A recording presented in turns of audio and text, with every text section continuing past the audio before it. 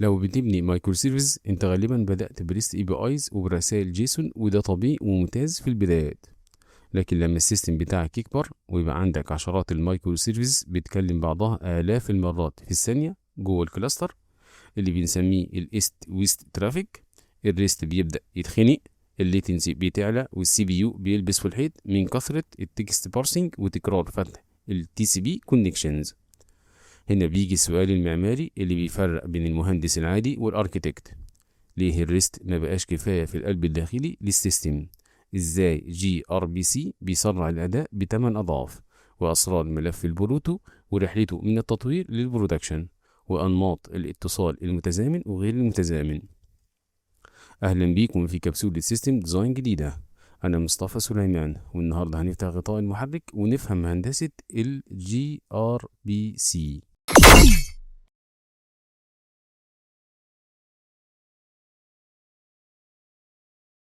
عشان نفهم القفزة المعمارية للجي ار بي سي محتاجين نكسر المشكلة لجزئين. المشكلة الأولى مشكلة بروتوكول HTTP 1.1. غالبية الريست اي بي ايز شغالين ب HTTP 1.1، وده معناه انه شغال بنظام هيد اوف لاين بلوكينج.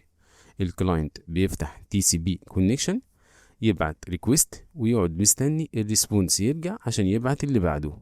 ولو حبيت تبعت طلبات بالتوازي بتضطر تفتح كونكشنز كتيرة تستهلك بيها الميموري والسوكيتس في السيرفر.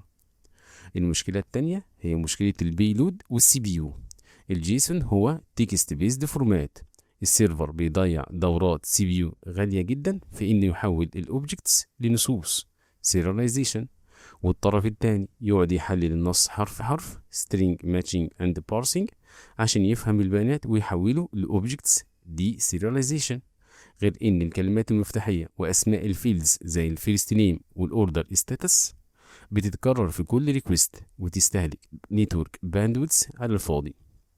وهنا ظهر جي ار بي سي من جوجل مع بروتوكول HTTP2 ولغة بروتوكول بافرز عشان يلغوا الأزمات دي تماما. الركن الأول في قوة الجي ار بي سي هو اعتماده الكامل على HTTP2. بدل ما السيرفرين يفتحوا ويقفلوا عشرات الكونكشنز، جي ار بي سي بيعمل هاند تشيك مرة واحدة بس في أول التشغيل، وبيفتح سنجل لونج ليفد تي سي بي كونكشن دايم بين المايكرو سيرفيسز. طب ازاي بنبعت مئات الريكوستس والريسبونسز في نفس اللحظة من غير ما يعطلوا بعض؟ هنا بيجي سحر المالتيبلكسنج. لما بتعمل ريكوست جديد السيستم بيكريت له مسار منطقي فرعي اسمه ستريم، ويديله رقم فريد يونيك اي دي اسمه ستريم اي دي. الريكوست مش بيمشي ككتلة واحدة، بيتقطع لجزئيات صغيرة اسمها فريمز زي الهيدر فريم والديتا فريم. كل فريم بتتسجل بالستريم اي دي بتاعها، وبتنطلق كلها متداخلة بالتوازي جوه مسار التي سي بي كونكشن الواحد. السيرفر المستلم بيستقبل الفريمز المتداخلة، وبناء على الستريم اي دي بيفرزهم ويجمع كل ريكوست لوحده زي البازل تماما بدون اي انتظار وبدون هيد اوف لاين بلوكينج. الركن الثاني هو البروتوكول بافرز، بروتو باف بدل الجيسون. في الجيسون السيرفر بيبعت الكلمات بالحرف زي فيرست نيم واللاست نيم واوردر ستاتس. ده بياخد بايتس كتيرة وبيدمر السي بي يو في السيرفر المستلم، لانه بيمشي على النص حرف حرف يفككه بارسنج يعني. في البروتو باف الكلمات دي ما بتمشيش في الشبكة اصلا، احنا بنحدد للفيلد رقم فريد اسمه تاج نمبر زي 1 و2، والبيانات بتمشي كباينري مشفر ومضغوط جدا. تخيل الفرق كأنه استمارة بنك. في حالة الجيسون الاستمارة بتبعتها كل مرة مكتوب فيها سؤال كامل: ما هو اسمك الأول؟ تقول له مصطفى. ما هو عمرك؟ 35. في حالة البروتوباف انت والطرف التاني متفقين ان الخانة 1 يعني الاسم الأول، والخانة 2 يعني العمر، فبتبعت له على الشبكة بس 1 مصطفى، 2 35. السيرفر بيقرأ الرقم وبيعين القيمة في الميموري فورا وبدون أي قراءة نصوص. وهنا بيجي السؤال المهم، ملف البروتو ده بيكون موجود فين بالظبط في البرودكشن؟ الملف ده وجوده بيكون أثناء التطوير والبناء، البيلد تايم فقط، وليس في زمن التشغيل، الران تايم.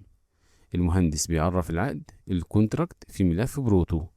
أثناء السي اي سي دي بايبلاين بنشغل كومبايلر اسمه بروتو سي، بروتو باف كومبايلر.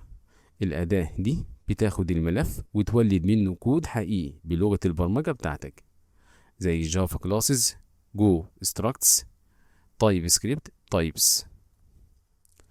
الكود المولد ده هو اللي بيتحزم جوه الكود بتاعك وبيترفع على البرودكشن. وفي الشركات الكبيرة بنشيل ملفات البروتو بثلاث طرق معمارية.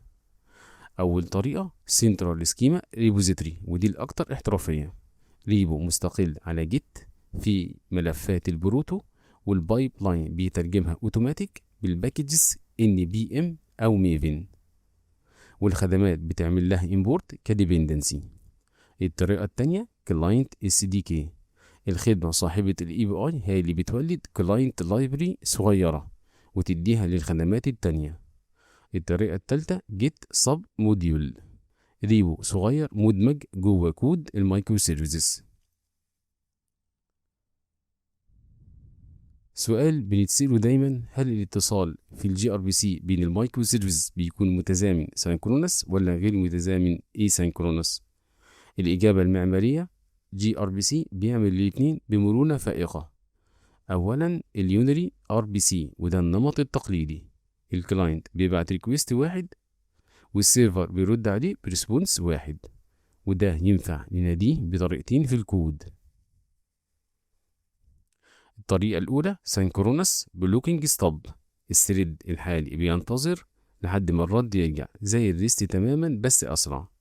الطريقة التانية asynchronous non blocking stop، بتبعت الريكوست والثريد مش بينتظر، الكود بيكمل شغله عادي، ولما الرد يرجع بيتعالج بكول باكس أو فيوتشرز.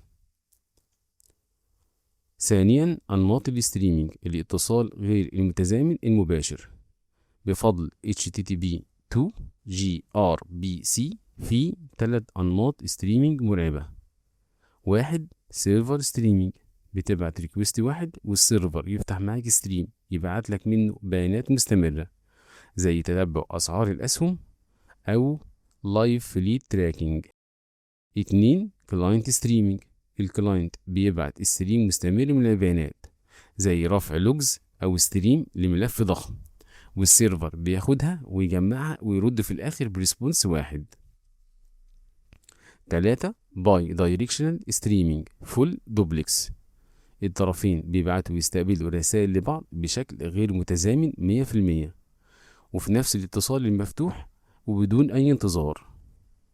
بس خلي بالك من الفارق المعماري الجوهري هنا بين الجي ار بي سي والمسج بروكرز زي الكافكا والرابت ام كيو. حتى لو استخدمت جي ار بي سي بشكل اي سينك او ستريمينج، يظل الاتصال دايركت بوينت تو بوينت، السيرفرين بيكلموا بعض بصورة مباشرة، ولو الخدمة المستلمة وقع الريكوست بيفشل. أما مع كافكا أو رابت ام كيو الاتصال بيكون ديكابل تماما عبر وسيط، لو الخدمة المستلمة ميتة البروكر بيحتفظ بالرسالة، ولما تقوم الخدمة ترجع تقرأها وتكمل، وده أساس الايفنت دريفن اركيتكشر. الخلاصة الهندسية للنهاردة، عشان ترتب دماغك كسوفت وير اركيتكت، دي مصفوفة القرار النهائية للاتصالات في النظام الموزع. على البوابة الخارجية نورث ساوث ترافيك خليك في الريست أو جراف كيو ال مع الموبايل والويب والبابليك اي بي ايز، لأن المتصفحات دعمها للجي ار بي سي والاتش تي تي بي 2 محتاج بروكسيز، ولأن الريست أسهل في الانتجريشن والريدابيليتي. في القلب الداخلي اللحظي ايست ويست ترافيك دايركت اعتمد جي ار بي سي بين المايكرو سيرفيس وبعضها، هيوفر لك سرعة قتالية، استهلاك أقل للسي بي يو والنتورك، مع ستريكت اسكيما فاليديشن بفضل ملفات البروتو. في الاي سينك والكوفلوز والايفنت دريفن سيستمز روح للكافكا او رابت ام كيو، لما تكون المحادثة مش محتاجة رد لحظي، ولكن محتاجة ضمان إتمام العمليات مع وجود فولد توليرانس عالي. الجمع الذكي بين التلاتة دول هو الخلطة الخرسانية للأنظمة العملاقة. ما تنساش تعمل لايك لو الكبسولة دي رتبت دماغك، واشترك في القناة عشان توجه الكبسولة الجاية لدماغك فورا. السلام عليكم ورحمة الله وبركاته.